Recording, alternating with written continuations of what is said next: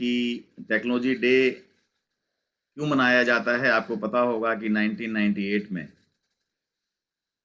भारत ने 3 बड़े technological advancements एक साथ को अंजाम दिया था। एक सीरीज ऑफ टेक्नोलॉजीज जो हमने अचीव करी थी 11 मई 1998 के दिन। पहला तो था पोखरण 2, जैसे डॉक्टर पायल ने बताया आपको। इसके साथ ही CSIR की एक लैब है NAL national aerospace laboratories Bangalore में, उसने हंसा 3 नाम के एक स्वदेशी एयरक्राफ्ट का सफल उड़ान का परीक्षण किया था। और तीसरा DRDO ने त्रिशूल का सफल परीक्षण किया था। तो ये जो सीरीज सारी हुई थी, इससे एक ऐसा उत्साह पूरे देश में जागा, ये लगा कि क्यों ना इस दिवस को एक राष्ट्रीय टेक्नोलॉजी डे के रूप में मनाया जाए। और तत्कालीन प्रधानमंत्री श्री अटल बिहारी वाजपेयी जी ने इसकी घोषणा की और तब से लेकर अभी तक ये मनाया जा रहा है। इस वर्ष वर्चुअल रूप से इस टेक्नोलॉजी डे को मनाया जा रहा है और पूरा का पूरा कार्यक्रम technology development board, department of science and technology और कॉन्फेडरेशन ऑफ इंडियन इंडस्ट्री के तत्वावधान में आयोजित किया जा रहा है।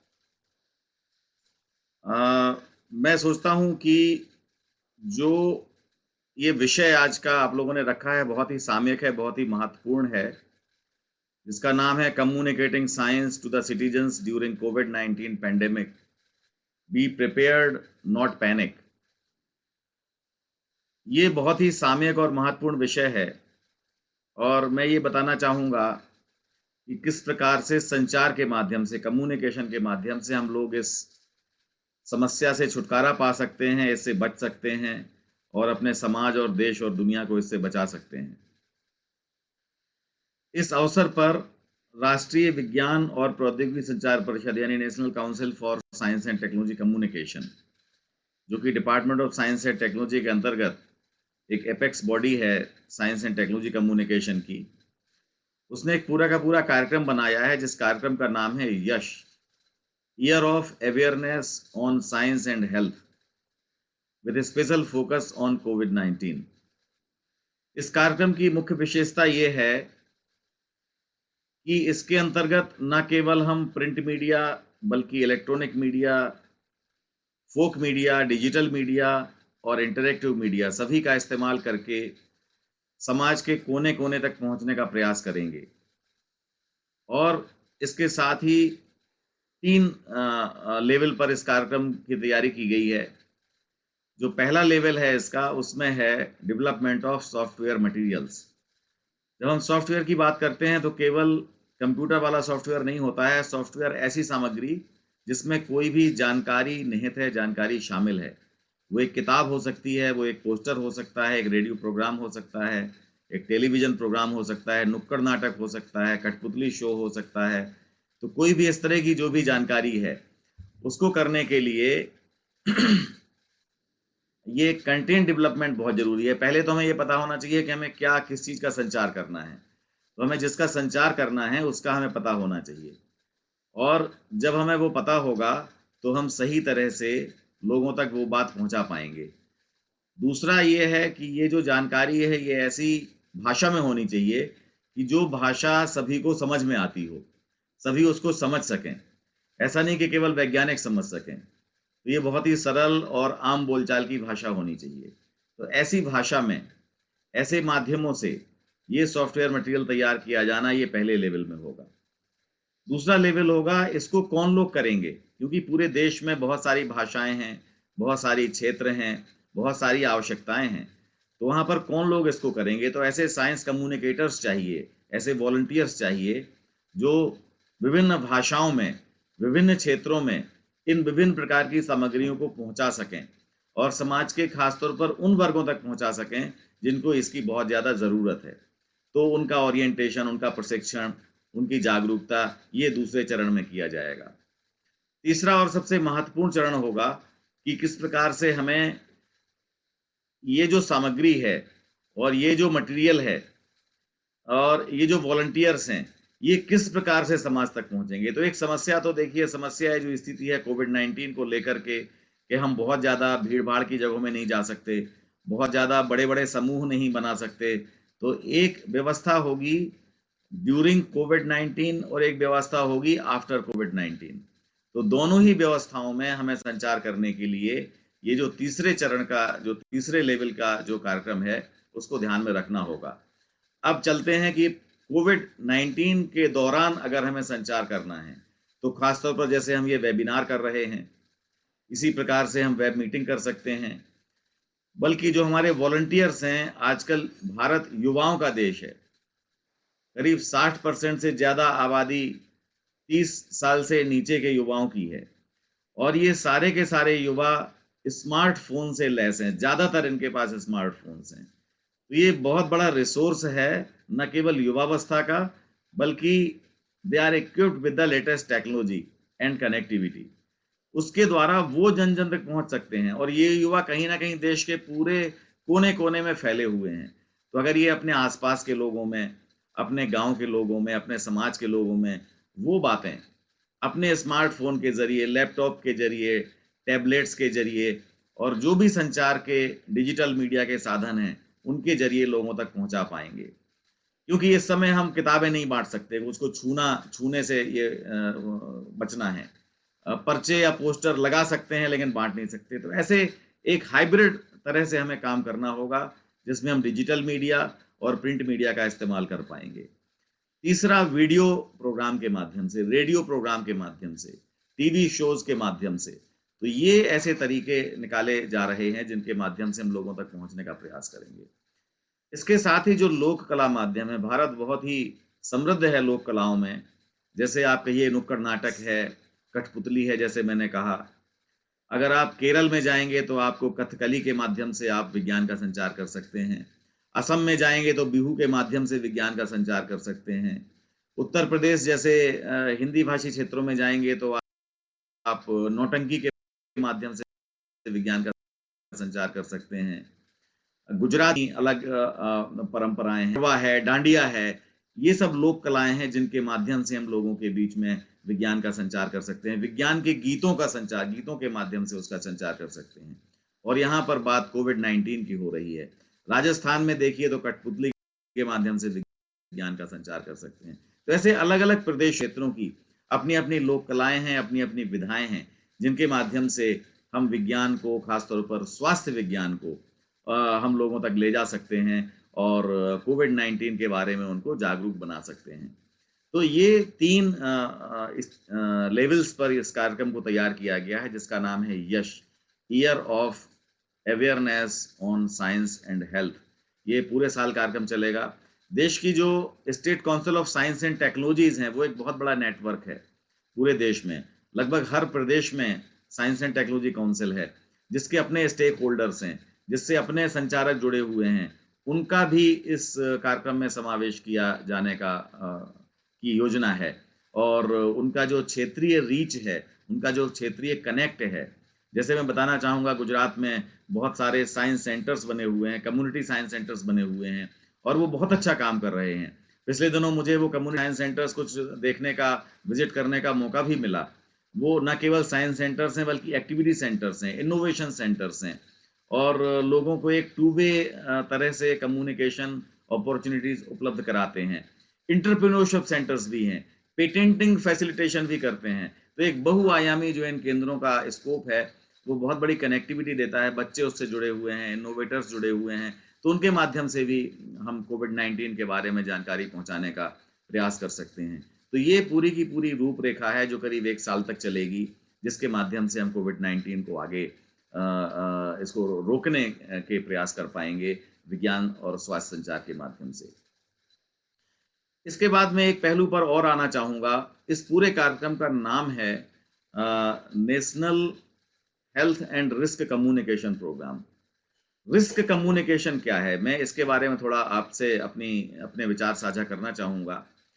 रिस्क दरअसल एक ऐसी स्थिति है जहाँ human life is at risk, जहाँ मानव का जीवन रिस्क पर आ जाता है, चाहे वो स्वास्थ्य से संबंधी रिस्क हो या किसी डिजास्टर से संबंधित रिस्क हो। जैसे आप देखते हैं कि भूकंप, गुजरात ने तो बहुत बड़े भूकंप झेले हैं, तो आप जानते हैं कि किस प्रकार से भूकंप का जो दौर है उसमें क्या करना है, क्या नहीं करना है, कैसे बचना है, प्रिपेयर्डनेस कैसे करनी है, जानकारी को कैसे संचार करना है ताकि सही जानकारी सही समय पर लोगों को उपलब्ध हो पाए, रेस्क्यू ऑपरेशंस कैसे करने हैं, इस सब में संचार का बहुत महत्व है। तो risk management and risk communication ये दोनों बहुत ही महत्वपूर्ण हैं। तो इस कार्यक्रम का जो एक्सटेंडेड स्वरूप है, वो रिस्क कम्युनिकेशन को लेकर के है। न केवल risk posed by COVID-19, but risk posed by all kind of health emergencies, pandemic, epidemic और भविष्य के जो खतरे हो सकते हैं। इसके साथ साथ डिजास्टर से जो रिस्क ह्यूमन लाइफ पर है, उसको भी हम लेकर के आगे चलना चाहते हैं ताकि उससे भी हम अपने समाज को, अपने लोगों को बचा सकें। तो अगला जो चरण होगा वो रिस्क कम्युनिकेशन का होगा। इस रिस्क कम्युनिकेशन में अभी आपने देखा कि तेलंगाना में खास तौर पर एक गैस का रिसाव हुआ, जिस गैस से कितने सारे लोग प्रभावित हुए, कई लोगों को अपनी जान गंवानी पड़ी। ये गैस का रिसाव बहुत साल पहले भोपाल में हुआ था, आपको शायद याद होगा। कुछ जो नए युवा बच्चे हैं उनको शायद उन्होंने पढ़ा हो कि 1984 में एक मिक गैस का रिसाव हुआ था भोपाल में रात्रि में, जिसमें हजारों लोग न केवल मर गए थे बल्कि अभी भी बहुत सारे लोग उस विकलांगता को और उससे उत्पन्न बहुत सारी बीमारियों को झेल रहे हैं। तो ये सब ऐसी स्थितियां हैं जिनको हम विज्ञान संचार के माध्यम से बचा सकते हैं। इसके लिए अगर प्रिपेयर्डनेस हो, इसके लिए अगर अवेयरनेस हो, तो बहुत सारी समस्याओं से हमारे लोग बच सकते हैं। उदाहरण के लिए मैं बताना चाहूँगा, भोपाल गैस ट्रेजेडी की बात आई तो मैं बताना चाहूँगा कि बहुत सारे लोग उससे बच सकते थे, अगर उनको पता होता कि ये जो मिक गैस है, ये पानी में घुलनशील है और ये पानी में घुल कर अगर घुल जाती है, तो ये कम खतरनाक हो जाएगी, आपको उतना खतरा नहीं पहुँचा पाएगी। अगर लोगों को पता होता कि ये पानी में घुलनशील है और वो उसी समय, जब वो बेतहाशा भाग रहे थे, उसी समय अगर वो अपने नाक और मुँह पर एक गीला रुमाल या कोई कपड़ा लगाते और उस प्रभावित क्षेत्र से दूर जाने की कोशिश करते, तो बहुत गैस उनके शरीर के अंदर, वो उतनी ज़्यादा गैस इनहेल नहीं करते, जितनी ज़्यादा गैस उन्होंने खुले तौर पर इनहेल कर ली। वो गैस उस पानी में सोख ली जाती, उस पानी में घोल ली जाती और वो शरीर के अंदर नहीं पहुँचती। तो ये साधारण सी जानकारी बहुत सारे लोगों का जीवन बचा सकती थी और जीवन बचा सकती है। ऐसी दुर्घटनाएँ कभी-कभी होती हैं, लेकिन अगर उसके लिए प्रिपेयर्डनेस हो, तो वो दुर्घटनाएँ भी टाली जा सकती हैं और उनसे जो धन की हानि होती है, उसको बचाया जा सकता है। इसी से जुड़ा हुआ मैं एक दूसरा पहलू और बताना चाहूँगा कि बहुत सारे लोग, जब गैस का रिसाव हुआ भोपाल में रात्रि में, तो बहुत सारे लोग बेतहाशा भागने लगे और आप जानते हैं कि अगर एक फ्रैक्शन ऑफ सेकंड के लिए वो एक चुटकी धूल उठा करके ज़मीन से और ऐसे डालते, तो उनको हवा के बहाव की दिशा का ज्ञान हो सकता था। उस हवा के बहाव की दिशा का ज्ञान होने से वो जान सकते थे कि अगर गैस का बहाव उसी दिशा में होगा जिस दिशा में हवा का बहाव है और वो उसके विपरीत दिशा में जाने की कोशिश करते, तो बहुत सारे लोग उसके गैस के प्रभाव से बच सकते थे, जबकि वो बेतहाशा भागने लगे। तीसरा और महत्वपूर्ण बिंदु भी मैं उसी दुर्घटना से लेना चाहूँगा कि जब आप भागते हैं तो क्या होता है? तेज़ी से साँस लेते हैं। तो ऐसी स्थिति में उनको 3 काम करने चाहिए थे। एक, मुँह पर गीला कपड़ा, चाहे तौलिया होता, रुमाल होता, पैंट होता, शर्ट होता, कुछ भी होता, बनियान होता, कुछ भी उस गीला करके उसको नाक और मुँह पर लगा करके उनको हवा के बहाव की दिशा के विपरीत और आराम से वॉक करते हुए जाना चाहिए था, ताकि एक स्थिति में वो गैस पानी में घुल जाएगी, ज़्यादा सूंघ नहीं पाएँगे। दूसरी स्थिति में वो गैस प्रभावित क्षेत्र से दूर जाएँगे क्योंकि गैस हवा अपनी तरफ बहा के ले जा रही, दूसरी तरफ बहा के ले जा रही होगी। और तीसरा, जब वो बेतहाशा भागेंगे नहीं, तो तेज़ी से साँस नहीं लेंगे, तो गैस जो भी है, वो अंदर कम जाएगी। इन तीनों को अपना करके लोग अपना जीवन भी बचा सकते थे। तो ये छोटी-छोटी बातें जो हम जानते हैं, ये 2 चीज़ों में ख़ास तौर पर केंद्रित होती हैं। एक है वैज्ञानिक जागरूकता और दूसरा है वैज्ञानिक दृष्टिकोण।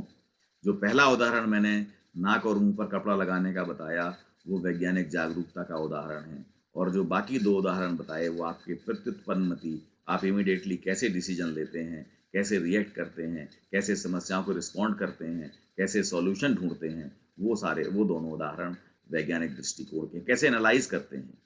तो इन दोनों का जो कॉम्बिनेशन है, साइंटिफिक टेम्पर और साइंटिफिक अवेयरनेस, इन दोनों का कॉम्बिनेशन बहुत महत्वपूर्ण है। अगर दोनों चीज़ें मिला करके अगर हमारा समाज आगे बढ़ता है तो बहुत सारी समस्याओं से बच सकता है।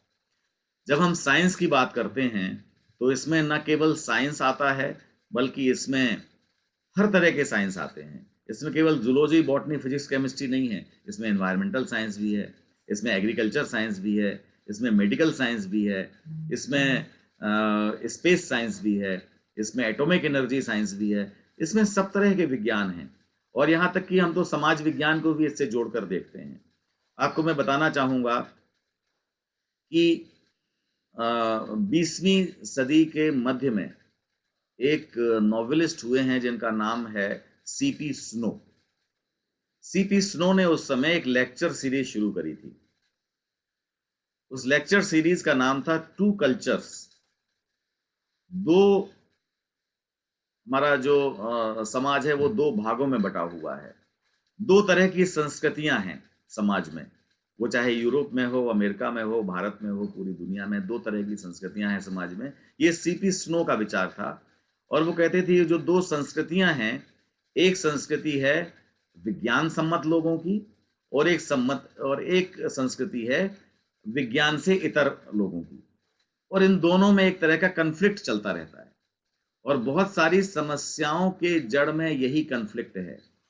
तो सीपी स्नो ने ये सलाह दी थी अपने लेक्चर सीरीज के माध्यम से, इस चीज को बहुत विद्वत्तापूर्ण ढंग से, बहुत एनालिटिकल ढंग से और बहुत ही जो प्रैग्मेटिक सारे डेटा के माध्यम से उन्होंने ये प्रस्तुत करने की कोशिश की थी कि ये जो 2 संस्कृतियों का टकराव है, 2 कल्चर्स का जो टकराव है, अगर इसको हम समाप्त कर दें तो हमारा समाज एक बेहतर समाज बन सकता है। उनके कहने का तात्पर्य ये था कि एक संस्कृति जो विज्ञान सम्मत समाज की रचना करती है और दूसरी एक जो संस्कृति है जो उतनी विज्ञान सम्मत नहीं है, तो अगर पूरा का पूरा समाज विज्ञान सम्मत हो जाए तो समाज का एक संपूर्ण विकास हो सकता है और हम विकास की राह पर तेजी से चल सकते हैं। कहना ना होगा कि सीपी स्नो की बात उस समय भी प्रासंगिक थी और आज भी उतनी ही प्रासंगिक है, क्योंकि आज भी हमारे समाज में, अभी आप कोविड-19 को ही देख लीजिए, कोविड-19 को लेकर के बहुत सारे लोगों में ये भ्रम है कि हमें नहीं होगा, ये तो किसी और को होगा। ये जो बहुत बड़ा भ्रम है, ये जो बहुत बड़ा क्या कहना चाहिए अंधानुकरण है, इससे हमें बचना होगा और इससे हमें दूर रहना होगा। ये कितना गलत सोच है कि जो वायरस है, जो विषाणु है, वो कोई नहीं देखता कि ये कौन है, बड़ा है, छोटा है, अमीर है, गरीब है, किस क्षेत्र का है, किस जाति का है, वो कोई नहीं देखता है। उसके लिए सारे इंसान बराबर हैं।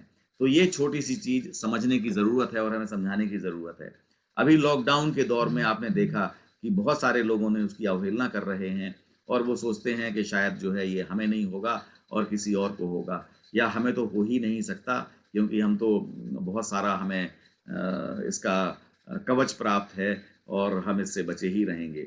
ठीक है, ना हो अच्छी बात है, लेकिन अगर होता है, आपने देखा कि वो हुआ भी और बहुत सारे क्षेत्रों में, देश के बहुत सारे क्षेत्रों में जहाँ नहीं था वहाँ फैला भी। हालाँकि स्थितियाँ कंट्रोल में हैं और हमारे जो स्वास्थ्य मंत्री, विज्ञान और प्रौद्योगिकी मंत्री डॉक्टर हर्षवर्धन जी बहुत पूरा एक ये संजोग है और मुझे लगता है कि पूरे देश के लिए, पूरी दुनिया के लिए ये एक बहुत बढ़िया उदाहरण है कि हमारा एक जो स्वास्थ्य मंत्री है, वो डॉक्टर भी है और जिसने एक बहुत बड़ा सफल अभियान पोलियो के एरेडिकेशन के लिए चलाया हुआ था, जिसमें उसको सफलता भी मिली है पूरे देश को पोलियो को हटाने में, और वो डॉक्टर भी हैं और उसके साथ-साथ साइंस एंड टेक्नोलॉजी का जो रिसर्च का जो सपोर्ट है, वो पूरा का पूरा उनके पास है। तो ये समय कोविड-19 जैसी विपदा से निपटने के लिए भारत सरकार के 2 मंत्रालय एक साथ, एक साइंटिफिक व्यक्ति जो कि डॉक्टर भी हैं, उनके नेतृत्व में काम कर रहा है। ये बहुत बड़ी उपलब्धि है हमारे भारत देश की और एक बहुत बड़ा संजोग है जिसका फ़ायदा पूरे देश को मिल रहा है। तो वो कहते हैं कि अगर थोड़े से चीज़ों को हम अगर ध्यान कर लें तो हम इस समस्या से निजात पा सकते हैं। न केवल शोध के क्षेत्र में, रिसर्च के क्षेत्र में, टेक्नोलॉजी के क्षेत्र में, इंडस्ट्री लिंकेज के क्षेत्र में, शिक्षा के क्षेत्र में, नवाचार के क्षेत्र में, बल्कि विज्ञान संचार के क्षेत्र में भी उनका ये योगदान हम सबके लिए एक समेकित एक गाइडेंस, एक सुविधा प्रदान करता है कि हम पूरे तौर पर इन सभी चीज़ों को लेकर के अपने देशवासियों को कोविड-19 जैसी वैश्विक आपदा से निपटने में भरपूर सक्षम बनाएं और इसका निराकरण करने में सफल हों।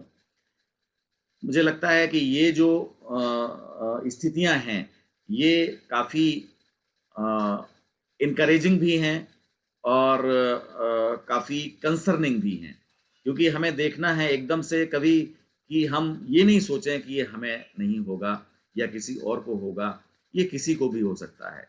तो ये जो एक सोच है, इस सोच से हमें बचना होगा और वही मानदंड, वही गाइडलाइंस जो सभी लोगों को पालन करने हैं, वो हमें भी करने हैं, आपको भी करने हैं, समाज के सभी वर्गों को करने हैं। तो ये जो सीपी स्नो का सोच था 20वीं सदी के मध्यकाल में, वो सोच आज भी उसको बढ़ाने की ज़रूरत है, जगाने की ज़रूरत है और जो ये टू कल्चर्स, 2 संस्कृतियों का जो द्वंद्व है, उसको दूर करने की आवश्यकता है। मैं आपको बताना चाहूँगा इसी श्रृंखला में जो यश कार्यक्रम है, उसी के तत्वावधान में हमने national council for science and technology communication और डॉक्टर अनामिका रे मेमोरियल ट्रस्ट दोनों ने मिलकर के एक रचना की है कोविद कथा की। ये कोविद कथा एक तरह से डिजिटल प्लेटफॉर्म है, जिसमें बहु माध्यमों के द्वारा इसकी जानकारी दी गई है कि किस प्रकार से हम लोगों को कोविड-19 के विभिन्न पहलुओं की जानकारी दे सकें। इसका पूरा नाम है COVID Katha, a multimedia guide for mass awareness. ये हिंदी और अंग्रेजी दोनों भाषाओं में उपलब्ध है और इसमें कार्टून के माध्यम से विज्ञान और स्वास्थ्य विज्ञान की जानकारी दी गई है। इसमें बहुत ही सरल और रोचक और सहज भाषा में कोविड-19 के सामाजिक, वैज्ञानिक और जो भी पहलू हैं उन सब पर चर्चा की गई है, जो आम आदमी की समझ में आ सकता है। इसके साथ ही करीब 30-32 पेज की इस बुकलेट में, इस गाइड में, जो कि डिजिटल प्लेटफॉर्म पर उपलब्ध है और आसानी से व्हाट्सएप ग्रुप्स, इंटरनेट, ईमेल के द्वारा एक जगह से दूसरी जगह भेजी जा सकती है और मैं चाहूँगा कि सभी ऑर्गेनाइजेशंस अपनी वेबसाइट्स पर भी उसको लें। उसको dst.gov.in जो भारत सरकार की विज्ञान और प्रौद्योगिकी विभाग की वेबसाइट है, उससे डाउनलोड किया जा सकता है। दोनों वर्जन्स उपलब्ध हैं और उसको ज़्यादा से ज़्यादा लोगों में प्रचारित करें, क्योंकि इसकी दी गई जानकारी सभी के लिए लाभदायक है। ये एक डायनेमिक प्लेटफॉर्म है और एक इंटरैक्टिव प्लेटफॉर्म भी है। हर पेज के नीचे, हर पेज के ऊपर एक दिया गया है, उसमें जो कैरिकेचर है, साइंस कार्टून है, वो दिया गया है। बीच में उसका जो टेक्स्ट है, जानकारी दी गई है और बिल्कुल नीचे हर पेज में कुछ लिंक्स दिए गए हैं, जिसमें आप audio visual, animation, text, graphics, visuals और बहुत सारी चीज़ें देख सकते हैं। इसके साथ ही बहुत सारी वेबसाइट्स को भी कनेक्ट किया गया है, जैसे WHO की वेबसाइट है, ministry of health and family welfare की है, department of science and technology है, माई.गॉव.इन है। जो भी भारत सरकार के या जो और अंतर्राष्ट्रीय संगठन है जो कोविड-19 से उत्पन्न संकट का मुकाबला करने में आपको सक्षम बना सकते हैं और उसके समाधान के लिए काम कर रहे हैं, उन सभी के लिंकेजेस दिए गए हैं, जो कि वेबसाइट्स के साथ-साथ अपडेट भी होते रहते हैं। सबसे अंत में जो वेबसाइट दी गई है, उसमें आज का क्या स्टेटस है, कितने नए मरीज आए, कितने लोग ठीक हुए और कितने लोग नहीं ठीक हो पाए, ये सारा का सारा डेटा लगातार उसमें आता रहता है और इसके साथ ही हर टाउन में, हर कस्बे तक में क्या स्थिति है, उसकी जानकारी भी इससे ली जा सकती है। क्या-क्या उपाय हो सकते हैं। सबसे अंत में डूज़ एंड डोंट्स, क्या करें, क्या ना करें, इसकी जानकारी भी इस गाइड में दी गई है। तो ये गाइड आपके मोबाइल पर होनी चाहिए, आपके लैपटॉप पर होनी चाहिए, आपकी वेबसाइट पर होनी चाहिए, आपके कंप्यूटर डेस्कटॉप पर होनी चाहिए और वहाँ से आप ये जानकारी लोगों को दे सकते हैं, अपने परिवार के लोगों को दे सकते हैं, क्योंकि एक पारिवारिक एक सामाजिक गाइड है जो उसको कठिन विज्ञान को सरल भाषा में रोचक ढंग से पेश करने की कोशिश की गई है। जैसे मैंने बताया इसमें अगर आप कनेक्ट करेंगे, चूँकि बहुत सारे लोग इसमें आजकल कोविड-19 के दौर में स्ट्रेस से गुज़र रहे हैं, बहुत सारे तनाव से गुज़र रहे हैं, तो इसमें लोकगीतों का भी इसमें ज़िक्र किया गया है। लोकगीतों के माध्यम से, चाहे वो ब्रज भाषा का लोकगीत हो, चाहे वो बुंदेलखंडी लोकगीत हो, कथकली के माध्यम से हाथ कैसे धोने हैं, उसके बारे में विस्तार से जानकारी दी गई है। पपेट शो के माध्यम से सोशल डिस्टेंसिंग कैसे करनी है, उसको बहुत रोचक ढंग से बताने की कोशिश की गई है। तो ये सभी फॉर्मेट्स और सभी जो जॉनर्स हैं, जो सभी जो साहित्य की विधाएँ हैं, संचार की विधाएँ हैं, उन सबको लेकर के इस कोविद कथा में जानकारी दी गई है। इस जानकारी से आप लोग फ़ायदा उठा सकते हैं और अपने साथियों को भी उससे फ़ायदा दिलवा सकते हैं। मैं आपको बताना चाहूँगा, बीच में चर्चा आई थी, मेरे मेरे विचार थोड़ा मैं उनको ऐसे कर रहा हूँ जैसे लिंक जैसे आता जा रहा है वैसे मैं आपसे साझा करता जा रहा हूँ। और बाद में मैं चाहूँगा कि आप लोग कुछ अपने जो भी आपके विचार हों वो भी साझा कर सकते हैं और मैं उसमें बात करने का प्रयास करूँगा। तो इस तरह से अभी हम बात कर रहे थे वैज्ञानिक दृष्टिकोण और वैज्ञानिक जागरूकता की। तो जो राष्ट्रीय विज्ञान और प्रौद्योगिकी संचार परिषद है उसमें ख़ास तौर पर हम लोग इन्हीं 2 विषयों पर काम करते हैं, साइंटिफिक अवेयरनेस और साइंटिफिक टेम्पर। जब हम साइंटिफिक अवेयरनेस की बात करते हैं तो अवेयरनेस एक अलग चीज़ है और टेम्पर एक अलग चीज़ है। अवेयरनेस में हम जानकारी प्रदान करने का प्रयास करते हैं। प्रदान करने का बल्कि पार्टिसिपेटरी अवेयरनेस, जानकारी लेने का भी, जानकारी देने का भी। क्योंकि अगर हमारे पास कोई जानकारी है, तो जिससे हम जानकारी साझा कर रहे हैं, उनके पास भी कोई जानकारी हो सकती है। तो ये जानकारी का आदान-प्रदान, जिसे हम पार्टिसिपेटरी मॉडल के रूप में जानते हैं, वो करने का प्रयास है। आपके भी कुछ अनुभव हो सकते हैं, लोगों के, समाज के भी कुछ अनुभव हो सकते हैं। उन अनुभवों को भी अगर हम जान लेंगे, तो हमारी जानकारी और बढ़ जाएगी और मेरे पास जो अनुभव और जानकारियाँ हैं, वो लोग जान लेंगे तो उनकी जानकारी और बढ़ जाएगी।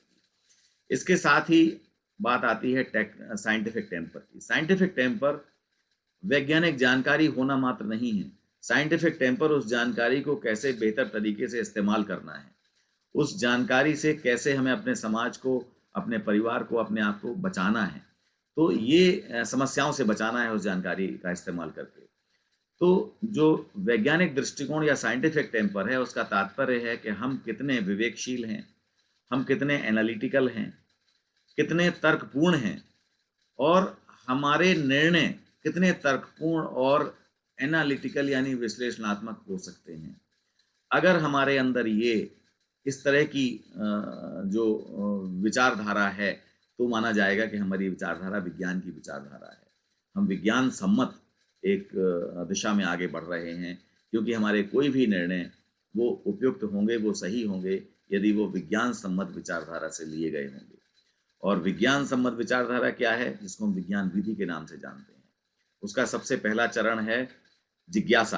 अगर हमारे अंदर जिज्ञासा है, तो माना जाएगा कि हमारे अंदर वैज्ञानिक विचारधारा ने जन्म ले लिया है।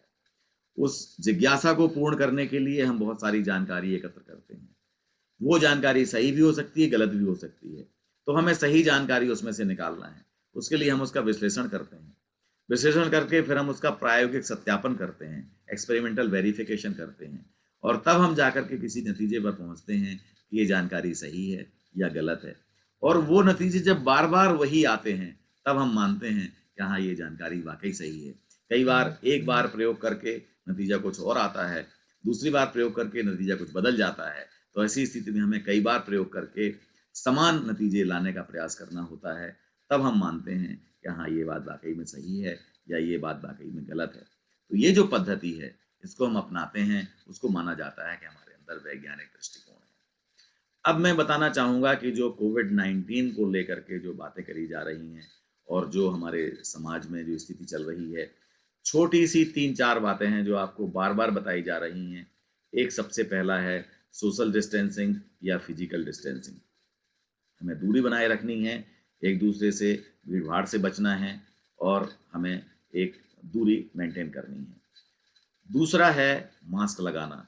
आपको मास्क लगाना है अगर बाहर निकलना है। पहले कहा जा रहा था कि बाहर निकलना है तो मास्क लगाना केवल जिनको लक्षण हैं सर्दी, खांसी, जुकाम या दूसरे जो लक्षण हैं बुखार आदि, तो उनको ही मास्क लगाना है। लेकिन अब अगर बाहर निकलना है तो एक जनरल प्रिकॉशन के रूप में आपको मास्क लगाना है। मास्क बहुत बड़ा भी टेक्निकल वाला नहीं लगाना है या जो मेडिकल वाला मास्क नहीं लगाना है, सामान्य 3 परतों वाला मास्क लगाना है। और आप देखते हैं कि होममेड मास्क आजकल काफ़ी पॉपुलर हो रहे हैं, वो आप लगा सकते हैं और उसको साफ भी करना है और उसको धो करके इस्तेमाल करना है। तो तीसरा, आपको कोई चीज़ छूनी नहीं है, टच। तो टच जब करना है तो उसके बीच में कोई परत होनी चाहिए। अगर आपके पास ग्लव्स नहीं है तो आप कोई कागज़ का पीस साथ में रख सकते हैं, कोई कपड़ा साथ में रख सकते हैं, कोई ऐसी चीज़ साथ में रख सकते हैं जिससे आप अगर बटन टच करते हैं या दरवाज़ा टच करते हैं या कोई नॉब टच करते हैं, अगर नॉब टच करते हैं तो उसको आप नैपकिन से या कागज़ से या पेपर से उसको हाथ के द्वारा उसको बंद कर सकते हैं। तो ये जो चीज़ें हैं, ये छोटे-छोटे प्रिकॉशन है। एक टच वाला, आपको छूना नहीं है। छूना है तो किसी माध्यम के द्वारा छूना है, चाहे वो कपड़े का माध्यम हो, चाहे वो नैपकिन का माध्यम हो, चाहे वो कागज़ का माध्यम हो, चाहे वो अन्य कोई ग्लव्स का माध्यम हो। और आपको सोशल डिस्टेंसिंग मेंटेन करनी है। तीसरा, आपको मास्क लगाना है और भीड़-भाड़ से दूर रहना है। ये 3-4 चीज़ें हैं जिनको अगर पालन करेंगे तो ये हमारे एटिकेट्स में आ जाएगा और इसको हम कहते हैं कोविड-19 एटिकेट्स। अगर ये एटिकेट्स हमारे अंदर आ गए, ये विचारधारा, ये जो हमारे मन मस्तिष्क में ये सारे तौर तरीके आ गए, तो फिर वाक़ई हमें ये नहीं होगा या आपको ये नहीं होगा या किसी को ये नहीं होगा। अ, इसके साथ-साथ मैं ये बताना चाहूँगा कि जो भी इससे इससे बचना है और बचाव ही इसका समाधान है, बचाव ही इसका समाधान है। लेकिन अगर ये किसी तरह से हो ही जाता है, तो भी डरने की आवश्यकता नहीं है, क्योंकि आप देख रहे हैं कि भारत में इसके ठीक होने की दर बहुत ज़्यादा है, लगभग 30% से ऊपर हो गई है। और आप देखिए कि इसमें जो सीवियर केसेज़ हैं, वो बहुत ही कम हैं, इतनी बड़ी आबादी को देखते हुए, और उसमें जो मरने वालों की संख्या है, वो 2 या 3% के बीच में ही है। तो इससे बहुत ज़्यादा घबराने की आवश्यकता नहीं है। हाँ, इससे बच्चों को, छोटे बच्चों को, कम उम्र के बच्चों को और बुजुर्गों को, 2 लोगों को बचा कर के रखना है। ऐसे नहीं कि उनको लक्षण हैं तभी बचा के रखना है, या किसी को लक्षण नहीं भी हैं तब भी उनसे दूर रहना है। बच्चों से दूर रहना है, बुजुर्गों से दूर रहना है, उनको अलग रखना है और उनका काफ़ी ध्यान रखना है, एक्सपोज़र भी उनका कम करना है और साथ-साथ उनके खान-पान का भी ध्यान रखना है, उनकी सेहत का भी ध्यान रखना है। ये सब चीज़ें ध्यान रखनी हैं, बगैर घबराए ये सब करना है। तो हम सभी लोग मिल कर के जो कोविड-19 की लड़ाई है, उससे निजात पा सकते हैं, उससे बच सकते हैं। क्योंकि आपने देखा कि अगर ये 3-4 चीज़ों का हम पालन करते हैं, तो इसका बचाव है। आप देखते हैं कि 1918 में जो स्पेनिश फ्लू जो फैला था, वो इतना ज़्यादा घातक था, इतना ज़्यादा घातक था कि उसकी मृत्यु दर बहुत ज़्यादा थी और उससे बहुत ज़्यादा लोग प्रभावित हो रहे थे। कुछ आंकड़ों के अनुसार बताया जाता है कि 1 करोड़ 80 लाख के आसपास व्यक्ति भारत में उससे मर चुके थे और पूरी दुनिया में तो उसने बहुत कोहराम मचाया था। तो ऐसी स्थिति इस समय नहीं है। एक तो ये है, ये समझ लेना चाहिए, इतनी भयावह स्थिति नहीं है। दूसरा ये है कि आज की टेक्नोलॉजी, आज का साइंस, आज का हेल्थ साइंस, आज का मेडिकल साइंस इतना तरक्की कर चुका है, इतना तरक्की कर गया है कि देखिए, ठीक होने वालों की, मरीजों के ठीक होने वालों की दर बहुत ज़्यादा बढ़ गई है और ये लगातार बढ़ती जा रही है। तो इसलिए घबराने की आवश्यकता नहीं है, केवल मुस्तैदी से उन मानकों को पालन करने की आवश्यकता है, उन गाइडलाइंस को पालन करने की आवश्यकता है, जो स्वास्थ्य मंत्रालय द्वारा दी जा रही हैं, स्वास्थ्य कर्मियों द्वारा दी जा रही हैं और जो अन्य विभागों द्वारा दी जा रही हैं। इसके साथ ही जैसे कहा जाता है कि जो हमारे कोरोना वॉरियर्स हैं, चाहे वो डॉक्टर्स हों, चाहे वो पुलिस के लोग हों, चाहे वो फ़ोर्स के लोग हों, चाहे वो वॉलंटियर्स हों, स्वयंसेवी संस्थाएँ हैं या और जो भी लोग कोविड-19 की समस्या को एड्रेस करने में, उसके समाधान में लगे हुए हैं, उनका पूरा सम्मान करना है। उनके बताए हुए सारी गाइडलाइंस हमें फ़ॉलो करनी है और जो लॉकडाउन के जो नियम कानून हैं, वो भी हमें मानने हैं और कोविड-19 के जो एटिकेट्स हैं, जो मैंने बताए 3-4, वो जरूर पालन करने हैं। इन सभी को अगर हम पालन करेंगे तो हमें डरने की आवश्यकता ही नहीं पड़ेगी। और इन सब को देखते हुए मुझे लगता है कि ये जो माहौल है ये बहुत दिनों तक रहने वाला नहीं है, लेकिन इसके साथ ही ये ज़रूर है कि अगर हम ये सभी चीज़ें सीख जाएंगे तो बहुत सारी और जो कम्युनिकेबल डिसीजेज हैं उनसे भी हम बचे रहेंगे। अभी आपने देखा हमारा पर्यावरण तो ठीक हुआ ही है, लेकिन एक सामान्य आकलन के अनुसार जो आम रोग भी जो होते थे इन दिनों में वो भी कम हुए हैं, क्योंकि लोग एहतियात बरत रहे हैं कोरोना की वजह से, और उससे बहुत सारे और रोगों के लिए भी वो एहतियात काम आ रहा है, चाहे वो फ्लू हो, सर्दी जुकाम हो, कॉमन कोल्ड हो, या और जो भी कम्युनिकेबल डिसीज हैं उनमें भी एक गिरावट देखी गई है। तो ये अगर हम इस तरह से चलेंगे, इस रास्ते पर चलेंगे, जानकारी, विवेक और वैज्ञानिक दृष्टिकोण, तो कोई कारण नहीं है हमें डरने का। हमें केवल तैयारी करनी है, हमें केवल जागरूक होना है, स्वयं, परिवार, समाज, देश और दुनिया, और तभी हम बहुत ही पूरी मुस्तैदी के साथ, पूरी तैयारी के साथ, पूरे आत्मविश्वास के साथ ये जो कोविड-19 की समस्या है पूरी दुनिया में, एक वैश्विक महामारी की समस्या है, इससे जूझ पाएंगे, इसको दूर कर पाएंगे और स्वस्थ रहते हुए, प्रसन्न रहते हुए, सजग रहते हुए आगे बढ़ पाएंगे। मुझे लगता है इतनी बात पर्याप्त है। अब आपके कोई विचार हों, कोई आप मुझसे कुछ बातचीत करना चाहते हों, तो आपका स्वागत है। आपने इस वार्ता को ज्वाइन किया और इसको सुना, उसके लिए आपका बहुत-बहुत धन्यवाद।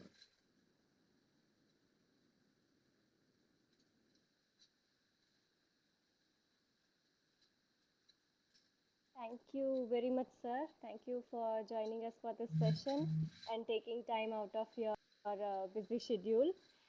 Your vision and insights in this present day situation are really very useful. Payal, can you be And little loud or near yes, the mic? Yes, now it is fine. okay. So, as you rightly said, that yeah, connecting the youth with technology will help in spreading information and reaching out to every corner of the country. That concept is really good. And जैसे कहा जाता है जानकारी ही उपाय, so the right information at the right time can be spread provided using technology. So, and this creation of Vignan Sammat Sanskriti is really the need of the hour. So we have and few comments from our participants. Parvati Iyer says that the use of folk culture for public engagement is also a relevant dimension of the public engagement, as you said it rightly. And Amita Jain wants to ask that how can we spread awareness for gas tragedies in industrial areas and how can we control them using technology? Okay, so first I would like to say that this folk media is really very, very penetrating and very interesting, especially in the nooks and corners of the country. And as I mentioned, number of areas like Kerala for Kathakali, Assam and Northeast for Bihu, and Rajasthan for puppetry. Similarly, in Tamil Nadu, Velupatu is a folk art through which we can communicate science and health information. That is really very interesting. In Tamil Nadu, I have also seen a kind of folk TV where they prepare a screen out of some cloth and they put some light source over that, and on the other side the public can watch some caricatures or maybe some kind of activities or some play by the local populace. So these are the ways how we can really reach out to unreached, even those who are illiterate, even those who don't have access to this modern gadgets and modern instruments, they can also be benefited by way of folk arts and folk media. And number two, as you said, how to overcome these kinds of tragedies and what to do and what not to do. I think that is really need of the hour. When such tragedy happens, I think it is the responsibility of the organization itself. Like the industry, whatever being installed over there, they know the ins and outs of the industry. They know what are the risks, what are the remedies. I think it is the responsibility, what we call the corporate's social responsibility. So they have the liability. They should communicate to their neighborhood that what will happen, what to do, when such kinds of any accident takes place. So that is very important. At the same time, local voluntary organizations, local academic organizations, local scientific organizations, they can also come together to educate the people, not when the accident is taking place or already taken place, but before it is going to happen. It is the responsibility of all of us, wherever we are living, whether it's a seepage of some kind of poisonous material or a gaseous material or anything, any kind of explosion or whatever happens. So we can really safeguard the people by way of preparedness. So preparedness augmented with right kind of information, do's and don'ts, I think that holds the key for the overall welfare of the people who are really residing around the places. Like there are nuclear mines. If you go to Jadugoda in Jharkhand, you will find the people are staying near the nuclear mines. So they are very much concerned. They are very much aware of the risks, and this is the responsibility of the organizations who are really working in that region to educate the people. And we all have the collective responsibility for responding to the needs of the local people as far as the necessary information is concerned. Okay, thank you, sir.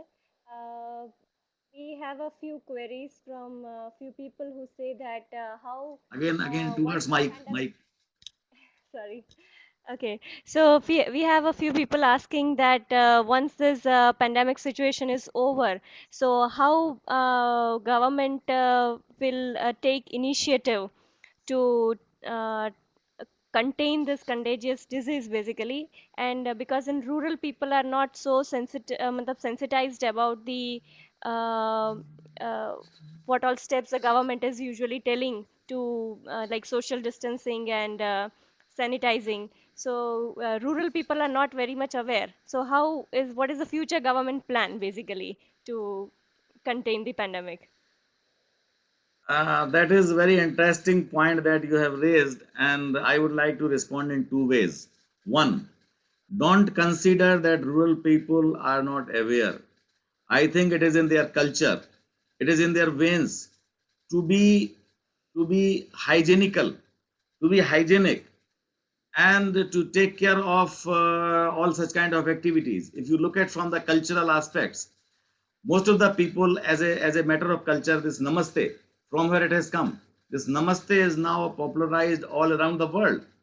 It is the best way of keeping social distancing. And in our rural areas, this is the only way people greet each other when they meet each other. And number two, they are very much cautious, they are very much concerned for their surroundings, especially cleanliness. You will find the rural areas are more cleaner than the urban areas. So they are more particular, they are more towards the hygienic situations. And pollution is also very less in rural areas. So let us not consider they are aloof of these kinds of activities, but at the same time, yes, the second aspect that I wanted to focus, the modern issues of social distancing, the modern issues of sanitization, the modern guidance of washing hands with soap and water. I think these are the things we must communicate. But when it comes to culturally affairs of the rural areas, rural people, I think they are culturally very strong, very much informed, and very much aware for health and hygiene. Yes, sir. Thank you so much. And we have one more question is that how is the doubling rate of the cases calculated? This is, I think, very encouraging, and doubling rate is lessening in India. Doubling rate means during the duration in which the cases which are doubled. Like in the beginning, the doubling rate means, suppose in one day, if there are something like 50 cases, and when they will become 100, so that duration, that span of time will be considered as doubling rate. So slowly it is increasing, and if the doubling rate is increasing, it means that pandemic is not that much difficult. and we are able to handle that. As a contrast, in other countries, the doubling rate was shrinking. So that was a matter of great concern. Whereas in India, doubling rate is increasing. So this is a good news, especially for Indian scenario. Okay, so you mentioned regarding this Yash program. So Bansilal wants to ask, what is the criteria for a volunteer who wants to join the Yash program? Yes, that is very important. Number one criteria is that you have to have a passion for science and health communication, and you can contact your nearby State Council of Science and Technology. We are eventually contacting the State Council of Science and Technology, and you can contact the National Council for Science and Technology Communication also through our website, through our email ID, and through different channels of communication. And we would love to have people like you on board for serving as volunteers in various areas of the country for really addressing the problems of pandemic posed by COVID-19. Welcome. Okay, thank you, sir. Thank you for your mention for our hard work of our community science centers. They have joined in the discussion, and Jitendra Gawali, he is saying that we in Gujarat have community science centers which are connected to Gujcost and Government of India, and all centers they are working very well on mass scale awareness and conducting various competitions. And so this was really motivating from your end. Okay, so thank you so much, sir. Thank you for sparing your valuable time. I think we would like to connect Sahu sir on this platform. Uh, Let me connect his mic.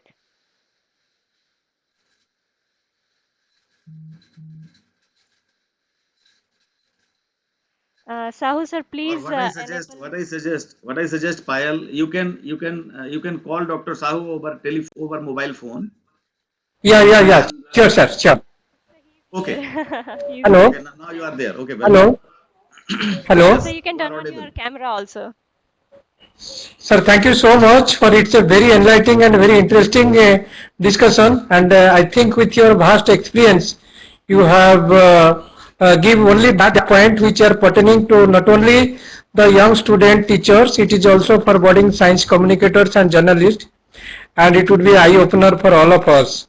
On behalf of Gujarat Council on Science and Technology and the Department of Science and Technology, Government of Gujarat, we thank you so much for your kind support, guidance, and for your valuable time on this special National Technology Day today.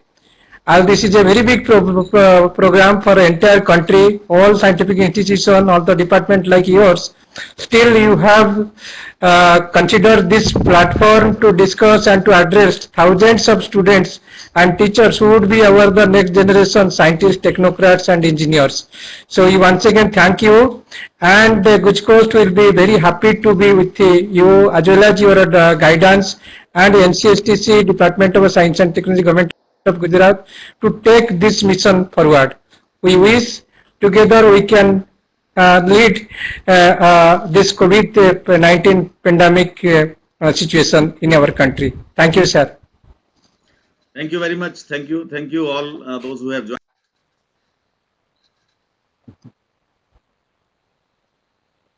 Thank you. Thank you. Thank you. Thank Thank you. you so much, sir. And I thank all the participants who have joined us across the length and breadth of the country. And tomorrow we have a session by Dr. B.K. Tyagi, and he'll be talking on learning to live with the virus, very much relevant to our present day scenario, how we can balance our life between a routine life. Between the pandemic situation and how we can adjust our compatibility in the best possible manner. So I request you all to join again tomorrow at 10 a.m. And thank you and have a good day.